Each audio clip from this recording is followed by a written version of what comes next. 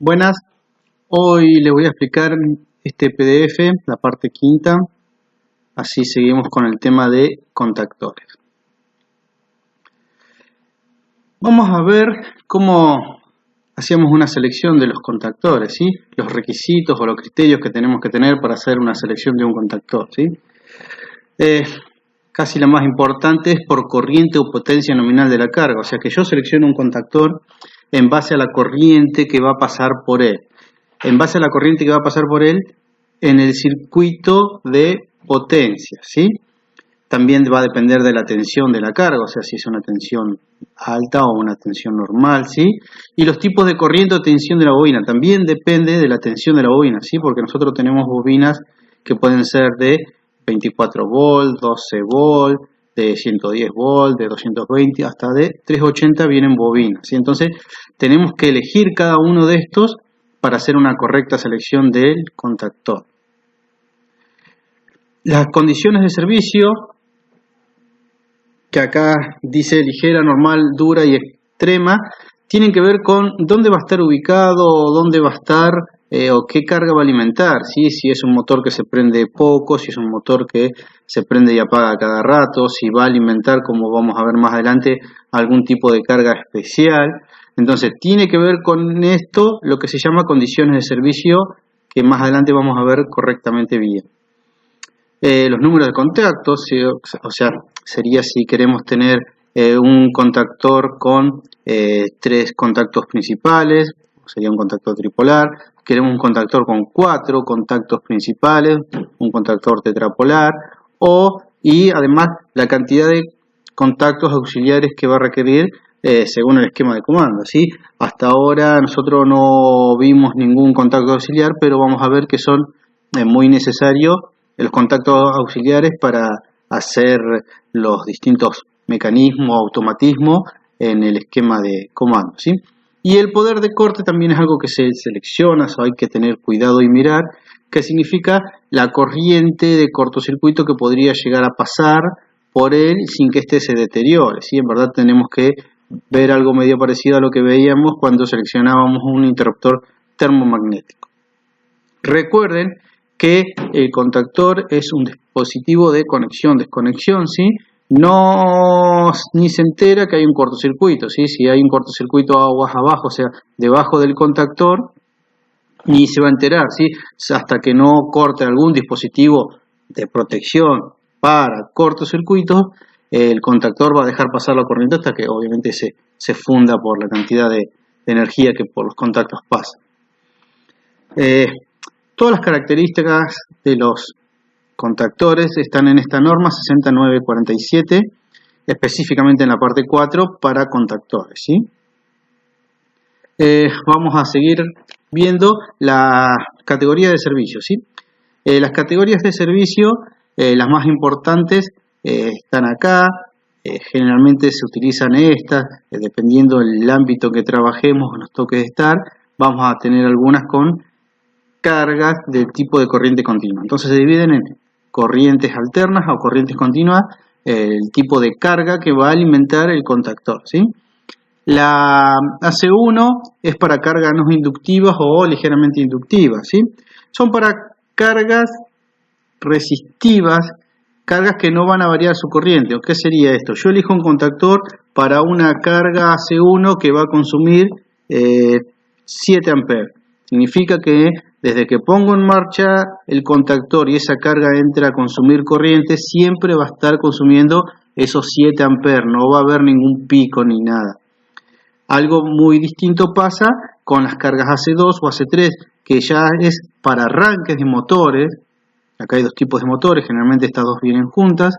Es para arranque de motores. ¿Qué significa esto? Que si yo tengo un motor que normalmente consume 7 amperes, en el arranque puede consumir de 3 a 5 veces esa corriente nominal. O sea, que en el arranque un motor podría llegar a consumir 21 amperes o más, si estamos hablando de este motor de 7 amperes de corriente nominal. ¿Qué significa? Yo no voy a elegir un contactor para que soporte estos 21 amperes. Yo elijo un contactor que soporte los 7 amperes que me va a consumir ese motor. Pero sí tengo que elegir un contactor con estas categorías de servicio para que soporte este pico de arranque, ¿sí? Cuando veamos más adelante vamos a ver que hay bastantes diferencias en esto. La carga o la categoría de servicio, perdón, AC4 es para motores de arranque por inversión, ¿sí? Esto es muy importante, se usa mucho, a veces lo tenemos que tener en cuenta y pedir un contactor de estas categorías de servicio cuando estamos trabajando sobre un puente grúa. ¿Qué significa esto? Que un puente grúa se pone en marcha, que vaya por un lado, se para, que vaya para el otro.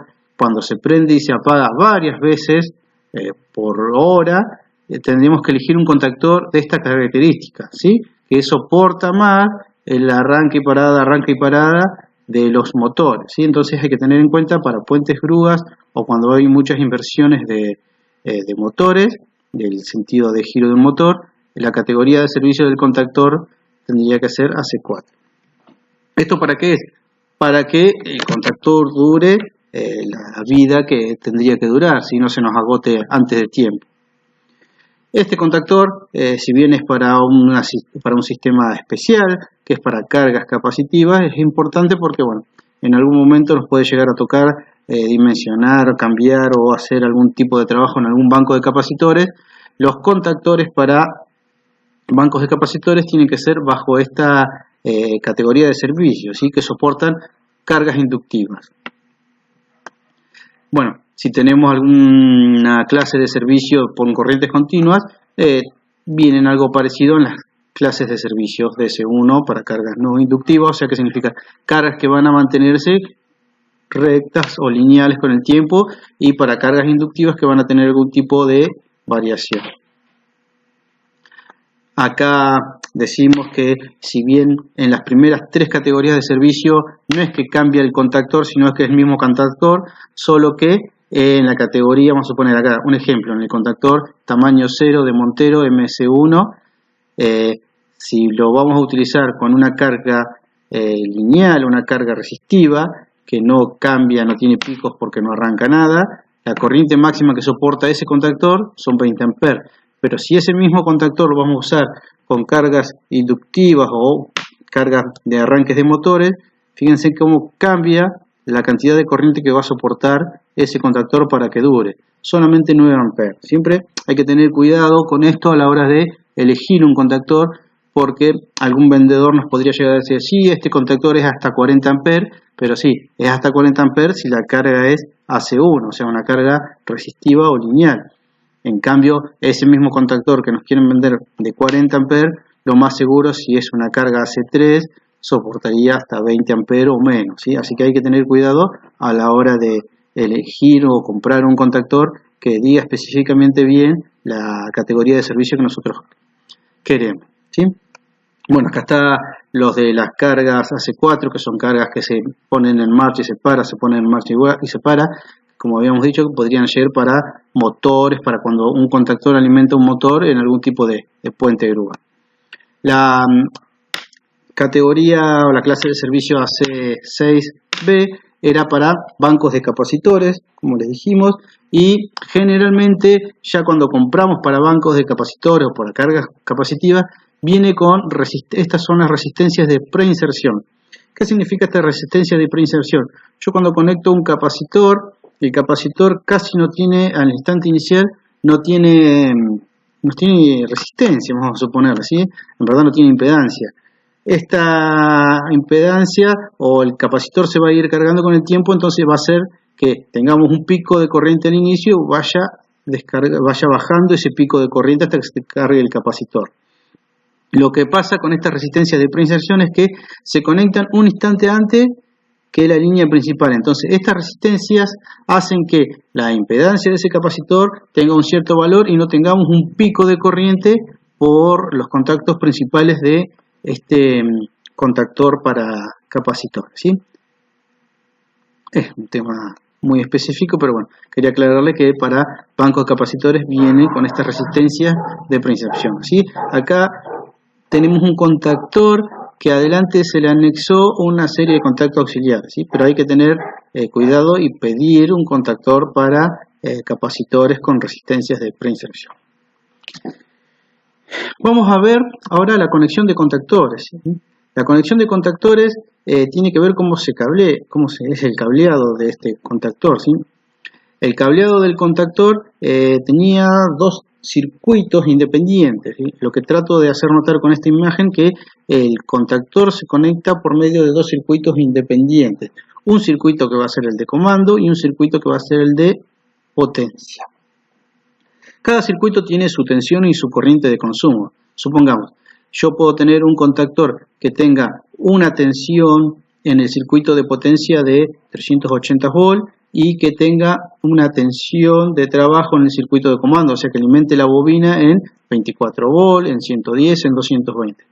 El 70-80% de las veces o de los trabajos que no va a encontrar, la tensión de trabajo va a ser en 380 y la tensión de la bobina o del circuito de comando va a ser en 220 volts.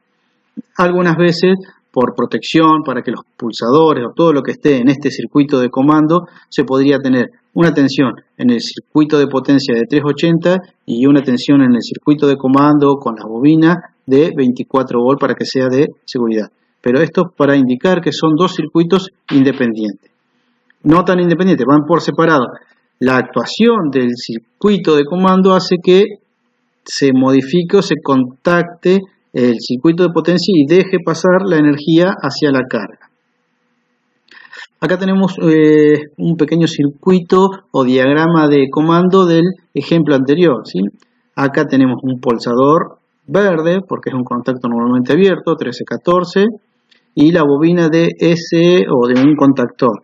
Acá la situación inicial está parado, ¿por qué? Porque viene la energía hasta acá y no la está dejando pasar.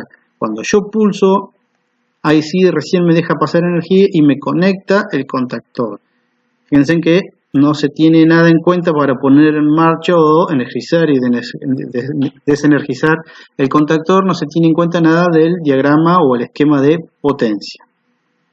Acá dibujé un esquema de potencia para ese diagrama de comando. Simplemente, a diferencia del video, cambié de una lamparita que teníamos de 220 volts a un motor para que se vea bien, ¿sí? Este sería el esquema típico de cómo se dibuja en los planos el contactor con su nombre, el motor con su nombre, y bueno, cuando pulsamos acá, se prendería, o sea, energizamos la bobina y esa bobina hace que este contactor se pegue acá y deje pasar la energía y se ponga en marcha. En el video también vimos con un pulsador rojo, un contacto normalmente cerrado. Este contacto normalmente cerrado deja pasar la energía siempre. En este caso, fíjense que está energizada la bobina. Entonces, cuando está energizada, yo pulso acá, se desenergiza, se apaga el contactor, entonces se apagaría la carga. Esto pasa con este pulsador y cuando soltamos vuelve a su situación de reposo. Aquí tenemos el ejemplo de esa situación. Como vemos, es algo medio que no tiene mucha utilidad porque tenemos que estar nosotros ahí pulsando para que se prenda y si soltamos se apaga, es algo que no se utiliza. En verdad, en la práctica se utiliza algo que se llama enclavamiento, ¿sí? Que es muy importante. O sea, en muchos lugares, empresas, cuando alguien va a tomar y dice, ¿usted sabe algo de electricidad industrial? Lo primero que le dicen, bueno, ¿cómo es el enclavamiento de un contactor? Porque es algo que tenemos que saber sí o sí. El enclavamiento de un motor sería que yo, una vez que fije acá el pulso, se quede pegado ese contactor por más que yo suelte este pulso acá. Ese sería el enclavamiento, que yo dé una señal, pulse y quede funcionando el motor, que lo sería, ¿sí? Acá tenemos un diagrama de comando bastante bien hecho para lo que sería con enclavamiento. Acá pusimos un interruptor tipo interruptor termomagnético, entonces nosotros tendríamos que conectar el interruptor termomagnético. Esto ya vamos a ver después las condiciones de protección, el interruptor para cortocircuitos. Entonces deja pasar la energía hasta el pulsador rojo. El pulsador rojo siempre está dejando pasar la energía. De ahí vamos al pulsador verde y a un contacto auxiliar del contactor. Este contacto auxiliar, fíjense que es contacto auxiliar porque tiene 13 y 14. Tiene otra enumeración que los contactos principales que tenían 1, 3 y 5 los de entrada y 2, 4 y 6 los de salida. Entonces, pulsamos el pulsador verde de marcha, se une esta parte y damos energía al contactor. Ni bien damos energía al contactor y nosotros mantenemos pulsada un segundo o menos, este contacto, como le damos energía al contactor, este contacto que era normalmente abierto, se cierra. Entonces, una vez que se cerró este contacto, por más que yo suelte el pulsador verde, la energía sigue pasando por aquí y queda el contactor conectado. Si yo quiero detener este mecanismo, simplemente desenergizo lo que sería este contacto auxiliar o el enclavamiento y separa la máquina del motor. Entonces, hacer este conexionado que está acá se llama realizar el enclavamiento. Del borne 13 podría ir arriba del pulsador verde o debajo del pulsador rojo. Del borne 14 va a la bobina A1 o podría llegar a ir al pulsador debajo del pulsador verde. Generalmente, como esto está sobre el contactor, queda mucho más cerca ser del 14 a la 1 porque nos queda más cerca el cablerío. Acá está explicado un poco eso, cómo se hace la conexión. Y acá como tendríamos el diagrama del circuito. Acá pusimos otro interruptor termomagnético acá para proteger en caso de cortocircuito al motor o a la carga. Acá protegíamos en caso de cortocircuito a todo lo que sería el esquema de comando. El símbolo de contactor con las entradas 1, 3 y 5, las salidas 2, 4 y 6 y la alimentación del motor. Entonces así se hace un enclavamiento que solamente aparece el enclavamiento en el diagrama de comando. Acá les dejé un ejercicio para que ustedes practiquen. Bueno, antes de terminar esto vamos a ver los comandos. Primero vamos a ver los circuitos que vimos en la clase, en el video anterior. ¿Sí? Acá tenemos línea, o sea, entra fase al pulsador verde, el neutro que va a la 2 del contactor y esta unión. Entonces acá, cuando yo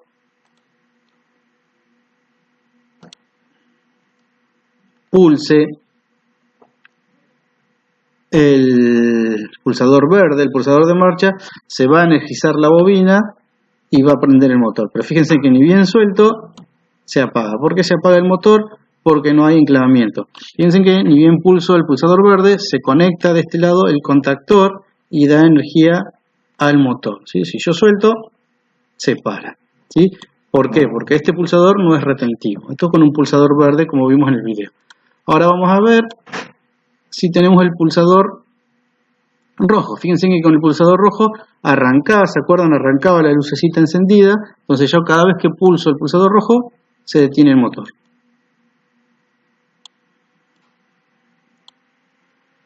Fíjense en cómo se detiene, pero cada vez que dejo de pulsar el pulsador rojo, se vuelve a encender el motor. Ahora veamos cómo sería la situación con enclavamiento. Acá tenemos una situación con enclavamiento. Tenemos que poner en marcha conectamos este termomagnético para que deje pasar energía. Vamos a suponer que no conectemos esto para hacer una prueba. Yo puedo conectar acá y puedo realizar pruebas sobre el circuito de comando sin tener nada conectado en el circuito de potencia. Es algo que hacemos con los alumnos en el taller. Primero armar todo el esquema de comando para probar que ande todo bien y por último conectamos la parte de potencia. Entonces, hacemos el diagrama de comando, pulsador rojo, pulsador verde, enclavamiento, bobina del contactor. Entonces, yo si pulso este, no pasa nada porque ya está apagado, el pulsador rojo no hace nada. Ahora, yo pulso el pulsador verde, fíjense que se energiza la bobina, se cambia la posición de este contacto abierto y se pega el contactor, de hecho, pero no enciende. ¿Por qué? Porque no estamos dejando pasar tensión acá. Entonces yo ahora voy a soltar, voy a dejar de pulsar este para que vean qué pasa. Yo suelto el pulsador verde y queda conectado el contactor por medio de este contacto auxiliar normalmente abierto que se llama el enclavamiento. Entonces este contactor queda trabajando y queda cambiado de posición. Yo si pongo y corto acá la energía, se para todo. Vamos a probar ahora conectando este interruptor termomagnético y encendiendo el motor. Yo conecto, se enciende, se pega este y fíjense en que funciona el motor. Yo quiero detener. detengo. Así funciona este enclavamiento arrancando en este caso un motor. Vamos a verlo acá, que le puse para que quede un poquito más lindo nada más, un pulsador rojo y un pulsador verde. Vamos a conectar las termomagnéticas, aprieto el pulsador verde, y se conecta y funciona. Con el pulsador rojo se detiene. Pulsador verde se conecta, se detiene. En cualquier momento vamos a empezar a ver cómo hacer trabajos, ya que no nos podemos juntar y no vamos a tener disponible algún motor trifásico, cómo hacer simulaciones con este software que está muy lindo para probar esquemas de comando y alimentación de carga, ¿sí? Ponemos en marcha de vuelta para que ustedes vean y así. Bueno chicos, espero que les sirva. Cualquier duda, consulta me avisa. Saludos.